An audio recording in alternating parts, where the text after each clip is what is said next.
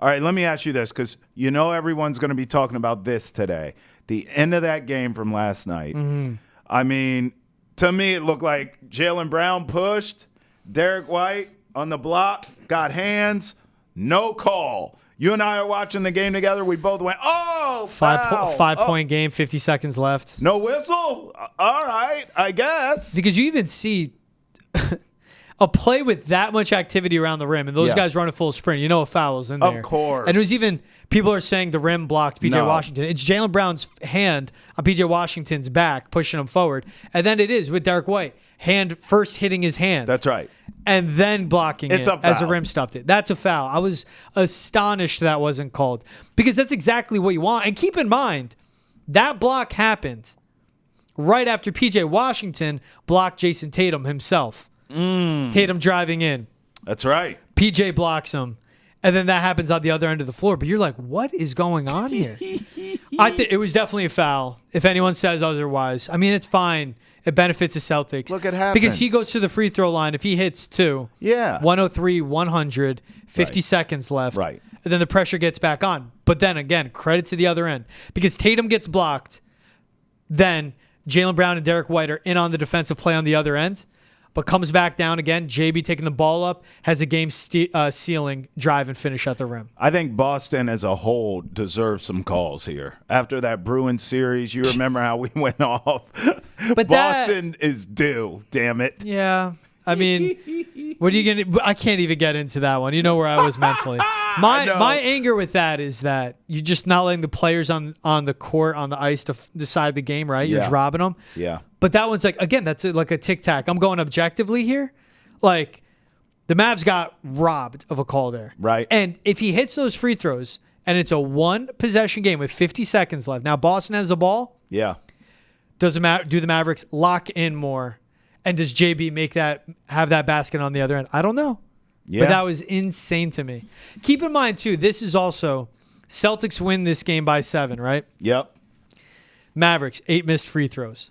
When it was tight late, P.J. Washington bringing the ball up court. 2 seconds left to advance it. Chucks it back to Luka Doncic. Still have to get it past half court, That's P.J. right. Just these mental lapses by the Mavericks. Derek Lively was 0 hustle in the first half, like 0 heart. Still looking frantic out there. Game 1, you give it, all right, he's a rookie, but you know how good he played in the playoffs. Game 2, there's no excuse at all. Mavericks were +2 on the boards, 48% from the floor. Jaylen Brown had 6 turnovers, bullied him in the paint. Tatum went 6 for 22. Celtics still won by 7. There's just so much going on there, but that's why I think that foul not being called was very decisive, especially at that point in the game. Where Mavericks, credit to them, with only Luka really getting it going. Yeah. P.J. Washington with a quiet 17 in this, but really only Luka getting it going, still fighting their way to be within 2 shots that late in the game. And as bad as Kyrie was, he's the type to sink a big one there, I bet, in a spot if they needed it. I would bet you Kyrie hits a shot I mean, he looked terrible, but... what do you all think? Is this a sweep or what? You got the brooms out, 617-790-0928. That's our hotline. You can also email us, the chat at nesson.com, and send us your tweets as well. In fact, let's get to some here. We also have a phone call, George, that we got to get to here. But let's get to the tweets first. Only acceptable way to wear this jersey. This from Bree Marie D. Just do the tape. Yeah, why do you use an ink pen? Just do the tape. That jersey's worthless anyway. Just go tape on that. The tweets kept rolling in. This is from Drew Carter. Peyton Pritchard at the buzzer. Yeah. Is Who's that that, Nighthawk? Hawkeye? Yeah, Hawkeye. Thank you. Just dead accurate. Missoula, too, after the game's like, that's the biggest shot. That swung it. Yeah. That? Oh, my God. Not a lot of guys would take that shot. Twitter didn't Missoula stop playing the mind there. games. I know, right? Hater report tweets Luka. Yeah. Luka against the Celtics, just lifting every damn thing. Office furniture. Well, just doing Didn't the matter. most to get the job done, and that's what the Mavericks need from him to even be in this game. I mean, he did it, man. You got to give it to him. Damn sure can't blame Luka for the series at all, at any point. Tweets kept rolling in. This is beautiful work right here. Brad Stevens right now getting all the two defensive guards and Derek White and Drew Holiday basically for free. Well, think Tony Montana up in here. Derek White, they flipped Josh Richardson and Romeo Langford for Derek White. And then Rob Williams, who's always hurt, and Malcolm Brogdon for Drew Holiday to the Blazers. And draft picks affiliated with all this too, right? Right.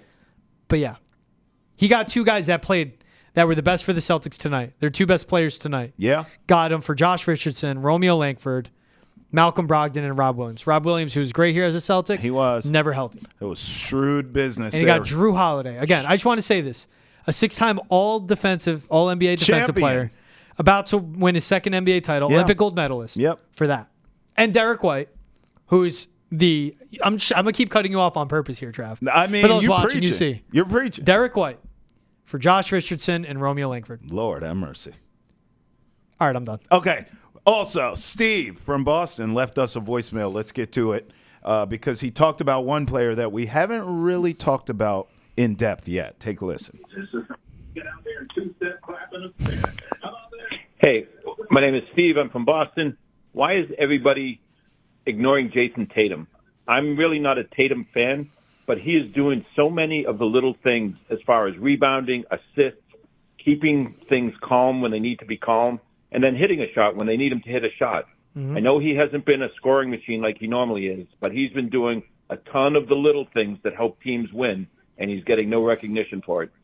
There it is. Tatum, 18 points, 12 assists in the Game 2 win. Your thoughts? His ball movement was good, especially around the rim early in the game, but his shot selection was terrible. And when the shot's not there, still chucking up threes.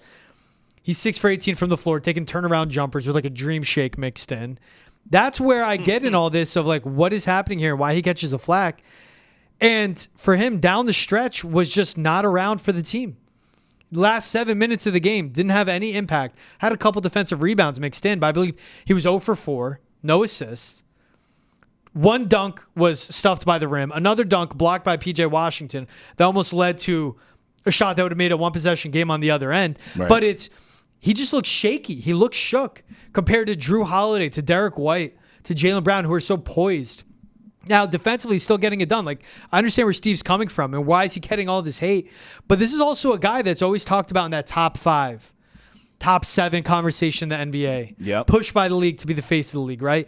The face of this team. You see it everywhere in the marketing, all across the city. A Jordan Brand athlete. Like, all this adds up. And this is a guy, I said too, the Celtics go as far as Jason Tatum will take them. They don't need him to take them anywhere. Now, that's how deep this team is, but also goes like, how much help does Jason Tatum need to get a ring?